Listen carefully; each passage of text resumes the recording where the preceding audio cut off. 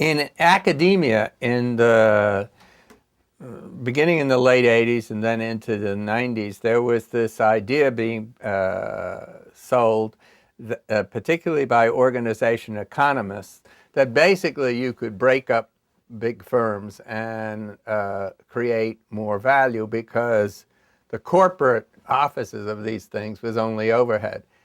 And that seemed wrong, because actually if you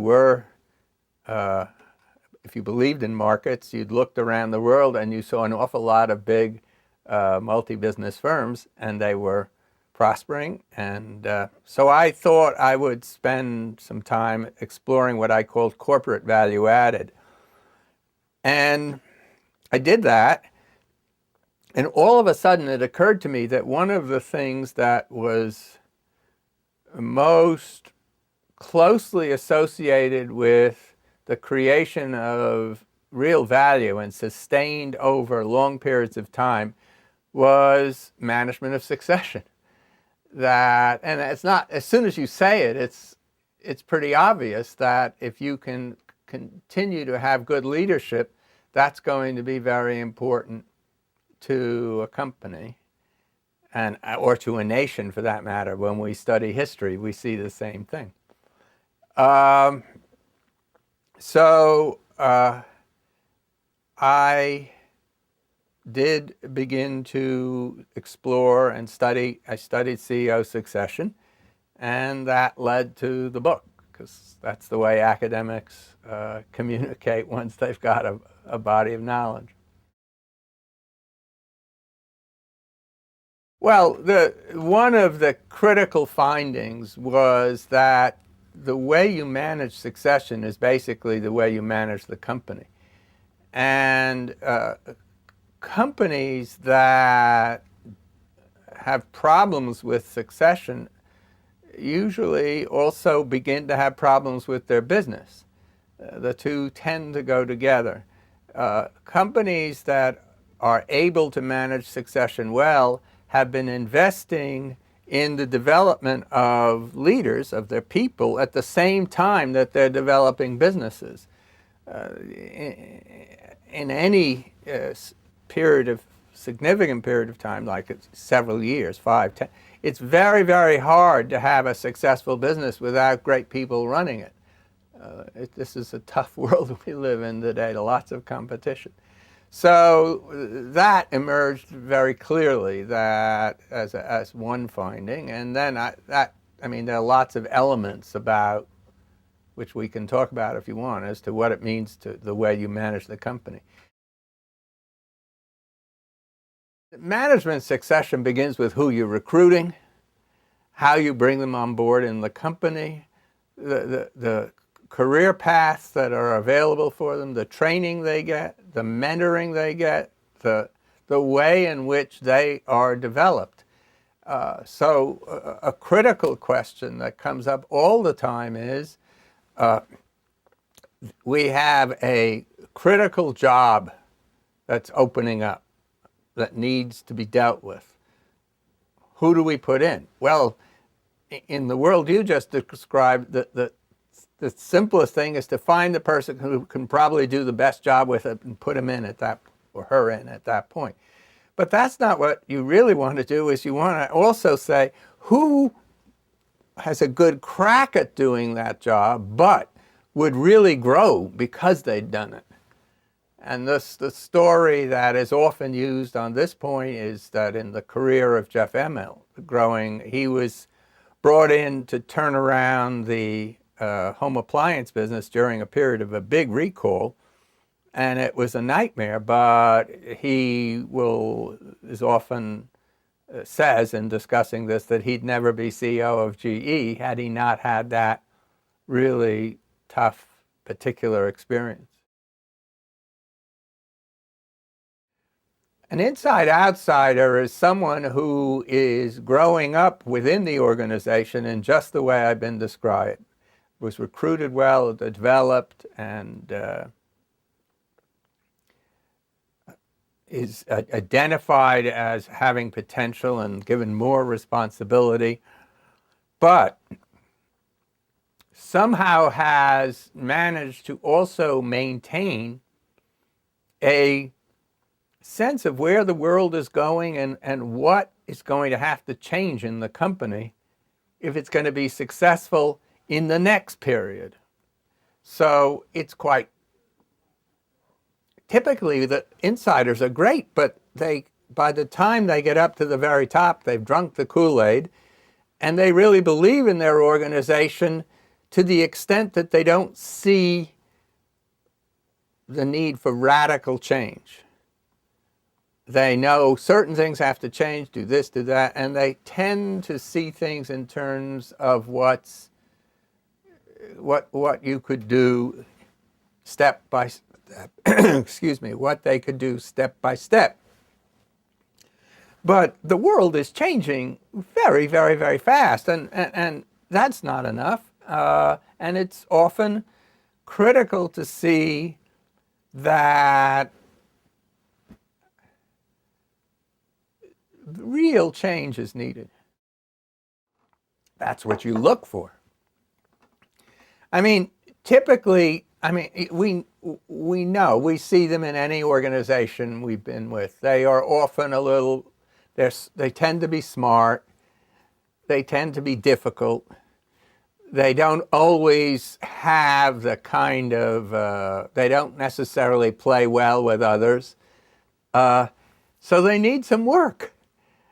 But that's what it's all about. I mean, when you find those people and you can give them the management skills they need to budget well, to create teams, to lead teams, those are things you can really help people with. It's very hard to give them that breadth of perspective, that mavericks, the willingness to see something and go after it even though no one else necessarily sees it. And in organizations, you look for people like that and you try to develop them. That's a good question, because obviously a lot do and some succeed. Generally, if you're going outside, it means that the organization has failed. It has failed, either its performance is so bad that it's clear that within the organization there isn't someone who can see what needs to change.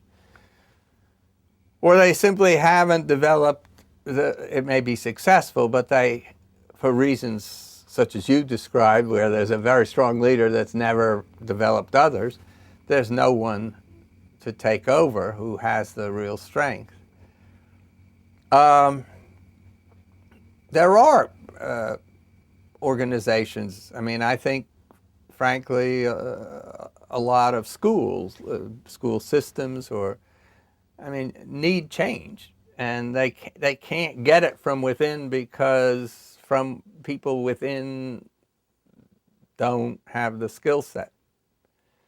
One of the problems in universities is when you promote from within, very often you're just promoting a good department chairman or worse, just a good professor. It's very few schools have a management development program. And I mean, we at Harvard Business School, we work very hard to make sure that those faculty who have the talent get a chance to administer over a decade, so that when the time comes to pick a dean, there are usually 4 or 5 people who've been running things, and we can get a sense of whether they'd be a good dean. Our research project involved talking with a number of business leaders and showing them some of the scenarios developed by the World Bank for the long-term future and asking them what they thought it meant for business leaders. And I'm in the middle of finishing with some colleagues a book that we hope will be a fantastic answer to your question. But basically, what we can see is that the way things are playing out is very uncomfortable. The future could involve substantial breakdowns, so that the people who were involved in our research were very concerned about capital markets long before the crisis. They saw the volatility, they saw the extent to which the capital markets were drifting away from their function of serving industrial markets and were simply trading systems. And they were very concerned about its implication. They see, well, when you look at any set of forecasts, what you see is growing inequality of income within countries and then across countries, really bad. So that even though China and India, by say 2050 or 2040, are expected to have together as much as, let's say, 40% of the world's GDP, the people in those countries will still have incomes that are like a third of those in developed nations on average. And the averages are a problem, because even if you look at those nations, what you see are the poor are coming up, but that we're getting staggering. I forgot, China now has, somebody said 62 billionaires, something like that. Well, that kind of inequality is very rough in an age where television makes everything visible to everyone. And very soon, when I say everyone, on their cell phones. So inequality then leads to migration. That can be highly destabilizing. And so we see, for example, in Europe, a population that's shrinking because of age, Western Europe. And what do the voters want? The voters want more benefits, they want lower taxes, they want shorter working weeks, and they want no immigration. So what we're looking is we're moving towards something that's going to break down. So what is the role of business leaders? But the role of business leaders is to, as a community globally, to recognize these problems and to start making a difference. And interestingly, there are companies that are doing just that. A few are based in the United States, more outside. Well, I think if you look at China Mobile's getting most of its growth these days by bringing cell phones to, I think it's essentially 1 million villages. They're getting down to the village level. They've built a distribution system that's amazing. With those cell phones, they can now provide market information to what are essentially farmers. They're going to, if the government will let them, they'll provide banking for that. So it's a businessman's solution. If these people are poor, bring them into the market system. Don't give them, and we're seeing if people don't have homes, find a way to help them build homes. That's what CEMEX is doing. And figure out how to distribute to that level and finance it. And then if you look at something like IBM has put the headquarters of its market-facing activities for emerging markets in Shanghai, not in Armonk. And they're working to provide the information systems so that those companies that are trying to do that can do it. That's where the future of the market is. Do you want to, essentially, the business question version of that nightmare I was describing is, do you want to spend your life fighting for the 1/3 of the market that's well developed and in which every company in the world is present and fighting? Or do you want to be a leader developing the 2/3 of the world's market that has no competition? So that's taking that big problem that I described and saying, well, wait a minute, that's a huge opportunity. And that, I think, is what's before us. We either develop that opportunity or face some very, very uncomfortable problems. I don't know. It really bothers me.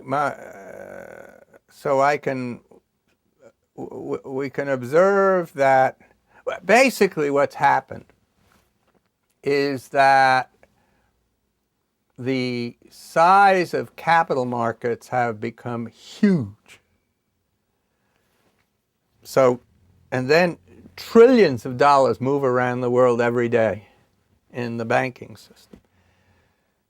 The result is that you can really make huge sums of money in activities that are fundamentally trading or arbitraging, and lots of capital in the financial system has gone into those businesses. So in financial service firms, we see proprietary trading, proprietary venture capital, and so on. And then you do those activities, and then you can leverage it because the banks are willing to put in large sums of money. The earnings on those activities are much more attractive than conventional finance. This is why we see the financial system, in effect, drifting away from the industrial and commercial system. The industrial and commercial system is much more boring. It doesn't seem to offer the kind of profits. There's more than financial. So I guess I'm saying that the